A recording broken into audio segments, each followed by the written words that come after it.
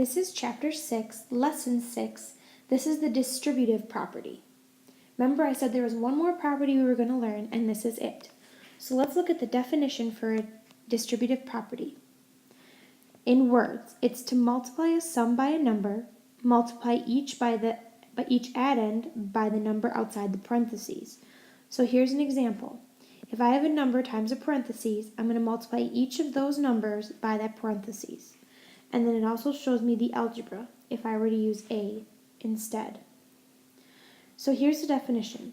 If I have the expression 3 times 20 plus 15, it's the same as saying 3 times 20 plus 3 times 15. This is the distributive property which combines addition and multiplication.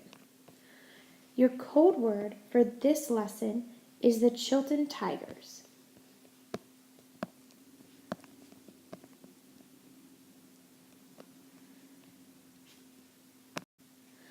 Let's look at an example to understand the distributive property a little bit more. So we are going to be on page 486. We're going to do D through F. So we're using the distributive property. We have 8 times x plus 3 for letter D. Remember, the distributive property means we need to take everything inside the parentheses and multiply by everything outside. Remember when I told you that different ways we can write multiplication was using parentheses, so that's why we multiply. Distributive property can only be multiplication and addition. So let's do it. 8 times x, remember I can write 8 as 8x. And then I'm going to take 8 times 3 plus 8 times 3. Well, when I rewrite this, I get 8x plus 8 times 3 is 24. So my answer is 8x plus 24. Here's E. 5, and then I have 9 plus x. So again, distributive property, I distribute the 5 to both pieces. 5 times 9, we all know is 45. Keep the addition sign, and then we take 5 times x. Well, remember, I can write 5 times x as just 5x. And that is my answer.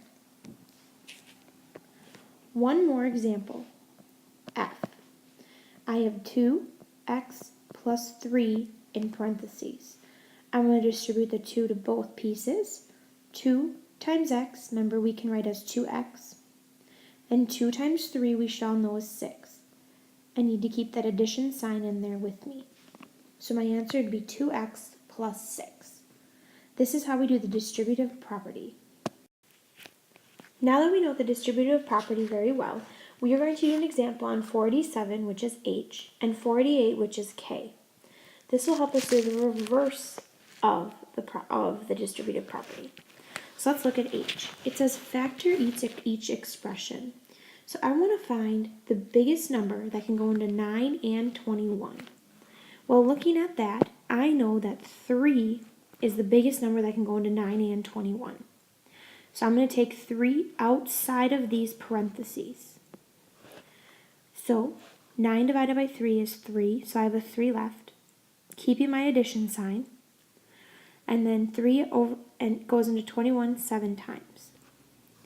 So I can rewrite the distributive property like this. I can factor it out as well as putting it back in.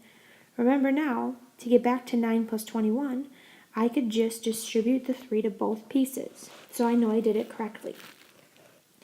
So let's look at an example on page 48 of having a variable in there. Remember, having x. So I want to know what the biggest number that can go into 16 and 4x is. Well, it's going to be 4. So I'm going to take a 4 out of there. And I'm going to keep my parentheses in. 16 divided by 4 is 4. I keep my addition sign. And 4 divided by 4 is 1. And we still have that x. So I have 1x. Or this is the same as saying 4 plus just x. These two expressions are equivalent. So my answer would just be 4 and 4 plus x.